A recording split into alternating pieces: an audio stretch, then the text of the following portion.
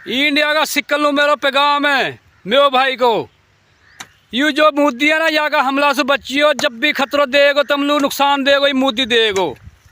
ये मोदी बड़ी गंदी सियासत करे, बड़ो गंदो बंदो यू ई जनाब तहार ऊपर हमला करेगो, जब भी करेगो सिक्कन से मैं कह रहा हूँ।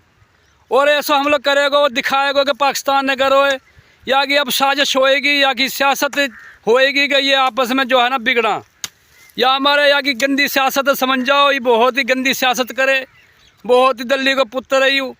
ये जनाब अब मैं तुम लोग बता दे रहा हूँ आज के यू या काम है करेगो। अब सिक्कन का गुरुद्वारा पे बम यू गिराएगो, नाम पाकिस्तान को लगाएगो। सिक्कन पे जनाब यू बमबारी करेगो, नाम पाकिस्तान को लगाएगो। ये बहुत गंदी सियासत करे है, बहुत गंदो बंदो है। और जनाब पाकिस्तान है या की धमकी से कोई परवाह ना है। दे लो जमींदार जीरो लाइन पे बॉर्डर पे पट्ठा बीजा हाँ, तूड़ी ढोइए, अब बन्ना मार रहा हम या ऐसी या कि ऐसी तैसी कर दें हम या कि धमकी ने कुछ ना समझा।